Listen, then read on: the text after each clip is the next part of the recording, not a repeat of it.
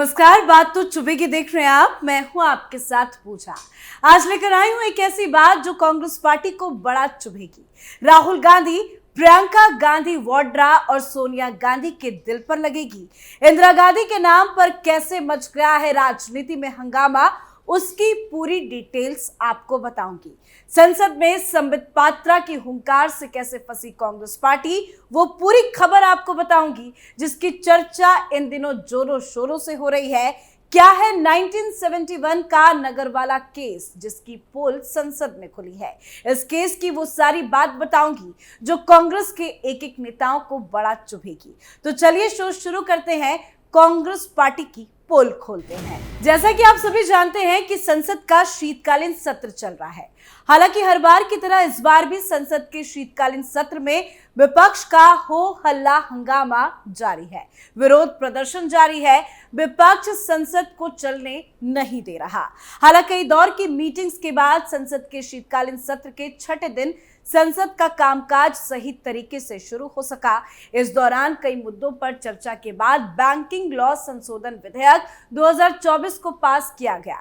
इसके बाद पक्ष और विपक्ष के बीच तीखी बहस और हंगामा होने लगा। बहस के बीच बीजेपी के वरिष्ठ नेता संबित पात्रा ने कांग्रेस पार्टी को जमकर खरी खोटी सुनाई है। प्रियंका वाड्रा भी संसद में मौजूद थी। प्रियंका वाड्रा के सामने ही संबित पात्रा ने कांग्रेस की ऐसी पोल खोली जिससे प्रियंका वाड्रा भी शर्म से मुंह छिपाती हुई नजर आई।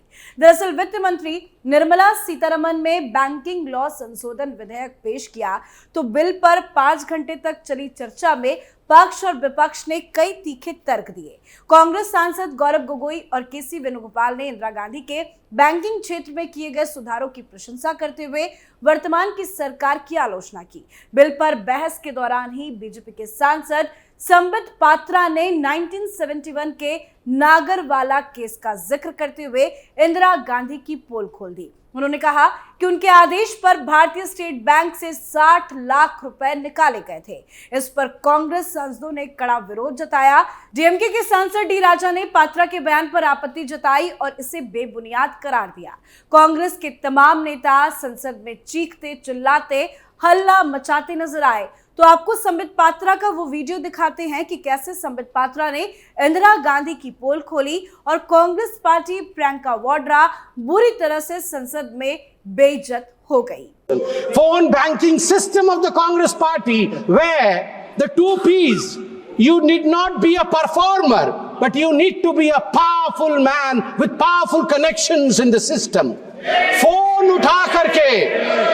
उठा करके इनके नेता बोलते थे लोन दे दो, लोन वापस आएगा कि नहीं देखना नहीं है। ये इसी फोन बैंकिंग सिस्टम का नतीजा रहा कि हम एनपीए में गले तक डूब गए थे। थैंक यू नरेंद्र मोदी जी, आपने इंसॉल्वेंसी बैंकिंग कोड लाके आज सिस्टम को सुधारने का काम किया है। आज हम आगे बढ़े।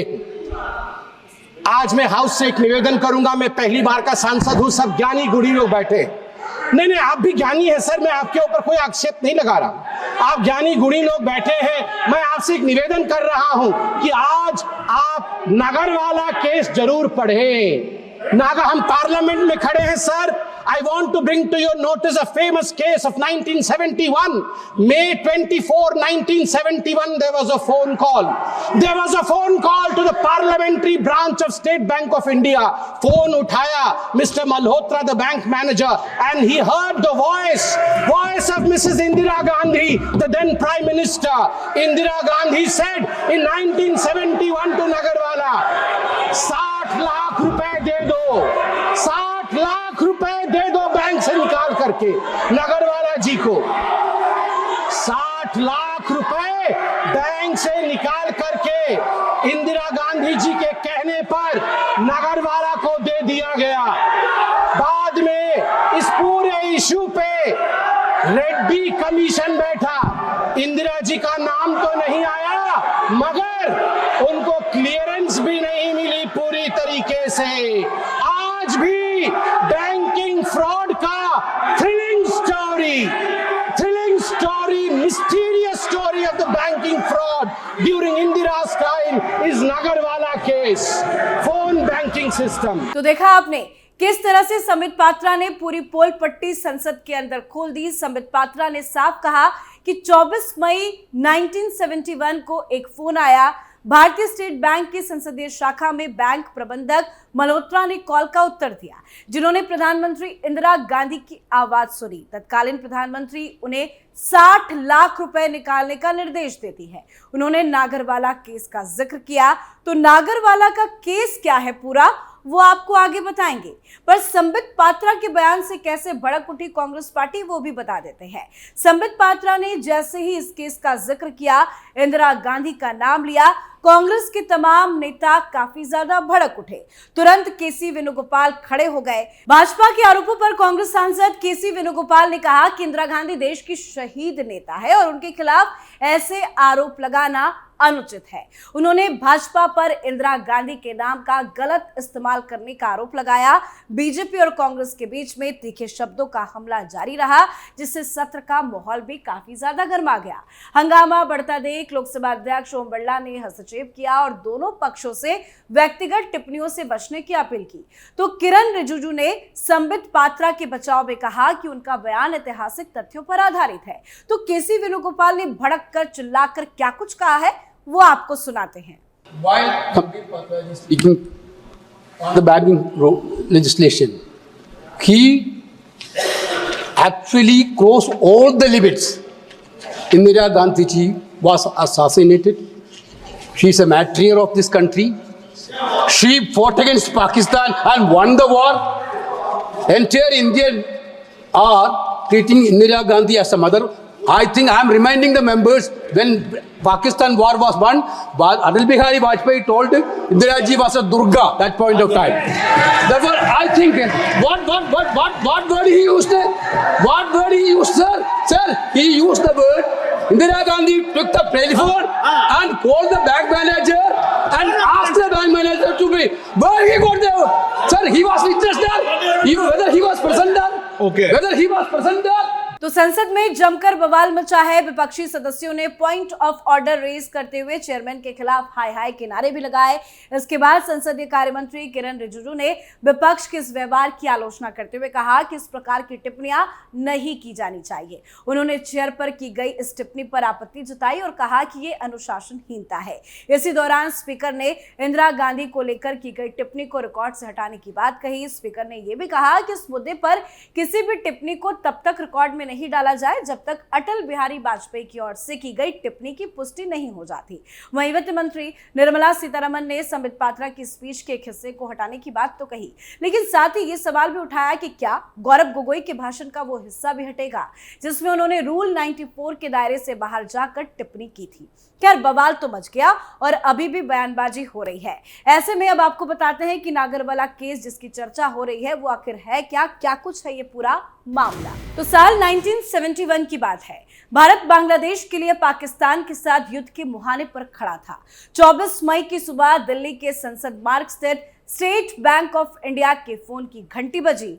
जब बैंक के चीफ कैशियर वेद प्रकाश मल्होत्रा ने अपने सामने रखे फोन को उठाया तो पता चला दूसरी तरफ कथित तौर पर प्रधानमंत्री इंदिरा गांधी के प्रधान सचिव परमेश्वर नारायण हक्सर यानी कि पीएन हक्सर है।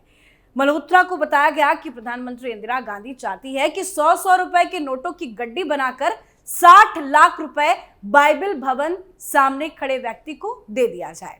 फोन पर मल्होत्रा ने कथित तौर पर प्रधानमंत्री इंदिरा गांधी से बात भी की थी। पीएम ने आदेश दिया कि मल्होत्रा खुद कैश पहुंचाए। हालांकि बाद में इस पूरे मामले को लेकर लीपापोती कर दी गई और कहा गया कि मल्होत्रा ने फोन पर जो आवाज सुनी थी वो इंदिरा गांधी की नहीं थी। अब आपको बताते हैं कि क्या कहकर पैसा मांगा गया था। एक रिपोर्ट के अनुसार बताया गया है कि कैशियर से पैसा बांग्लादेश में गुप्त अभियान चलाने के नाम पर मांगा गया था। फोन पर प्रधानमंत्री इंदिरा गांधी की आवाज में बात करने वाले ने मल्होत्रा को कोड भी बताया था। बाइबिल भवन के सामने खड़े व्यक्ति को मल्होत्रा से बांग्लादेश का बाबू कहना था। इसके बाद कैशियर बार एट लॉ कहता और पैसा उस व्यक्ति को दे देता। सब कुछ ऐसा ही हुआ।